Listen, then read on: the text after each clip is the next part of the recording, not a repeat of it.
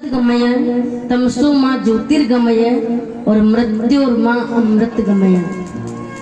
कथा कैसी है?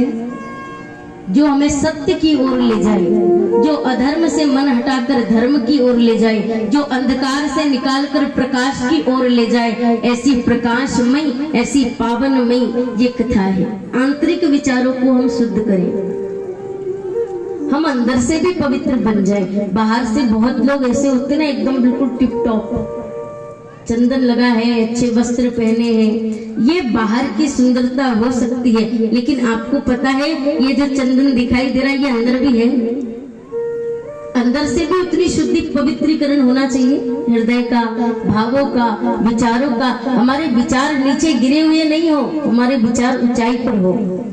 किसी को ऐसे हमारे इधर बोलते हैं कि जब कोई ऊपर जाता है, तरक्की करता है, तो जो लोग होते हैं ना उससे ईर्ष्या करने वाले, वो उसकी टांग पकड़ के नीचे खींचते हैं कि तू ऊपर कैसे जा रहा है, नीचे। तो हमारे भाव ऐसे ना हो।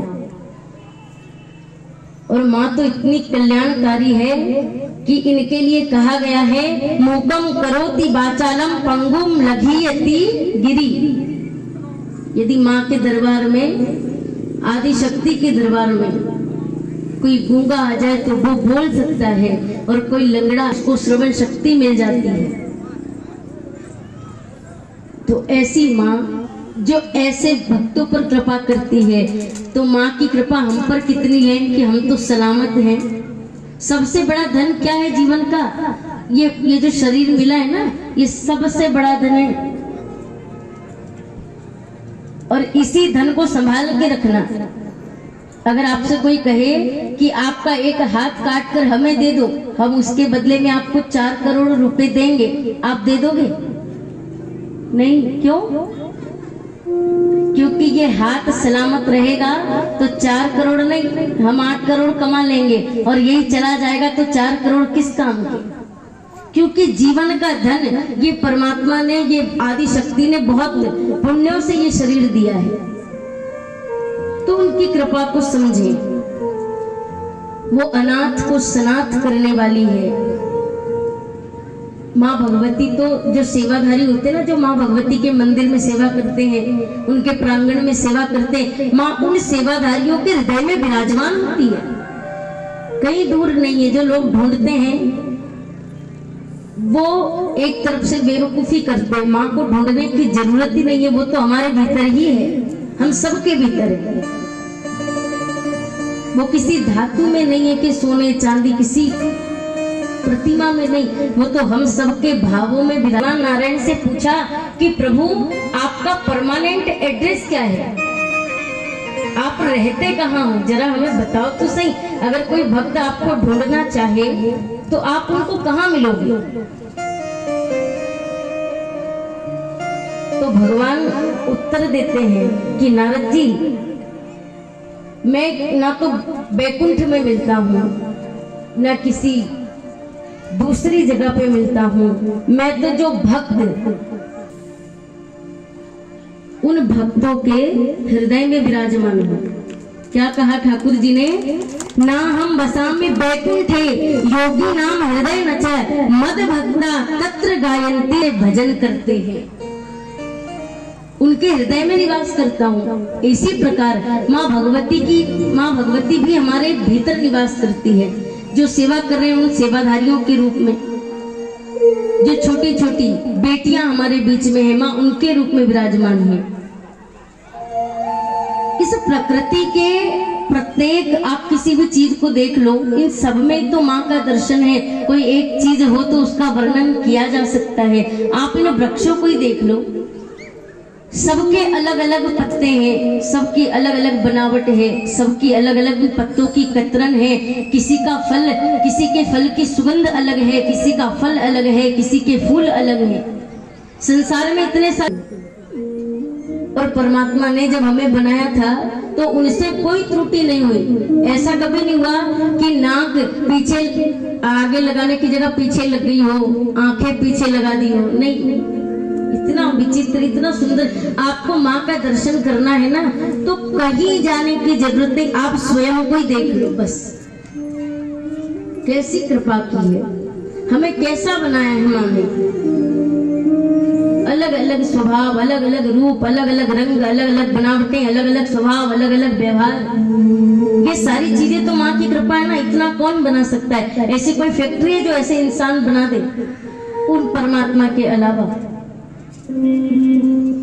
किसी के, अरे आप एक अंगूठे को ले लो, इस अंगूठे की जो रेखाएं है ना, वो किसी दूसरे अंगूठे से मैच नहीं करती है। वो पहले जमाने में जब साइन लगते थे तो साइन करना लोगों को नहीं आता था ना, तो वो अंगूठा लगाते थे, और दूसरा व्यक्ति अगर अंगूठा लगा दे तो वो रिजेक्ट हो जाता था। नहीं नहीं, आप वो नहीं हो, ये अंगूठे का जो यहाँ से वहां तक परमात्मा के काम में कोई त्रुटि नहीं है। ये तो हमारे अनुभव की बात है कि हम कितना अनुभव कर लें। हृदय दिया, हृदय में भाव दिया, भाव में एक मन दिया, और मन में भाव आए, माता पिता संरक्षण के रूप में दिए हमारे किया, तो समय समय पर हम इन सब के अनुष्ठान, कथा, भजन, सत्संग, शास्त्रों का अध्ययन करते रहें। इस सुंदर अलौकिक दृश्य को हम मन, क्योंकि जो धर्म के सिद्धांत में रूपी जंजीरों को छोड़ देते ना, वो लोग पदभ्रष्ट हो जाते हैं। चाहे किसी को भी देख लो आप, कितनी कथाएं आती है राक्षसों की। इन्होंने जब धर्म को पदभ्रष्ट कर दिया तो ये लोग इतने बलशाली होकर भी, इतने वरदान प्राप्त करके भी इनको मृत्यु मिली, अधोगति, पतन की ओर ये लोग गए हैं। तो बनकर, भैरवी बनकर, दुर्गा बनकर, भगवती बनकर, वैष्णवी बनकर हम सब भक्तों के लिए किसी न किसी रूप में कहीं न कहीं विराजमान होती है, और हम सबको अधर्म से बचाती है। ये उनकी जो कथा है देवी भागवत पुराण, ये हमें इन्हीं क्रियाओं से बचाती है जिसमें हम लोग अभी फंसे हुए हैं। क्योंकि माँ को अवतार लेने की जरूरत क्या थी? क्यों चंडिका बनती, क्यों दुर्गा बनती, अष्टभुजा क्यों धारण करती? अरे माँ भगवती तो वो शक्ति है जो तीनों देवताओं को चला दे, तो वो तो नजर टेढ़ी करे, इतने में सारे संसार को चला सकती है ना। उनको जन्म लेने की, अवतार लेने की जरूरत क्या है? लेकिन ये सारे अवतार हम जैसे पामर जीवों का कल्याण हो जाए इसलिए लेती है, हम लोग उद्धार कर लें, किसी भी तरह माँ भगवती से हम जुड़ जाएं।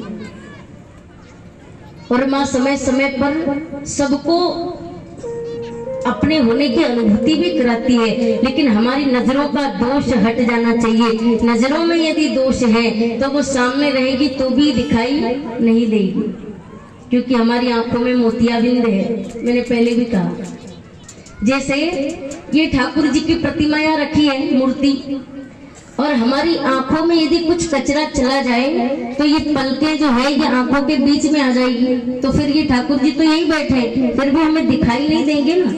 उसी प्रकार माँ भगवती भी बैठी तो यही है किसी न किसी रूप में, लेकिन हमारी आंखों में इतना माया का कचरा पड़ा है कि हम उन्हें देख नहीं पाते। और जिनके माया का पर्दा हट जाता है, वो ध्रुव, प्रहलाद, वो मीराबाई। आप मीरा बनो तो सही, आप प्रहलाद एक बार बनो तो सही। वो तो एक पांव पे बैठा है कि कब कोई मीरा मुझे बुलाए, कब कोई प्रहलाद मुझे बुलाए। आप यहाँ से पुकार निकालो तो सही। हम लोग कभी ठाकुर जी को ऐसे पुकारते नहीं है दुनिया के लिए।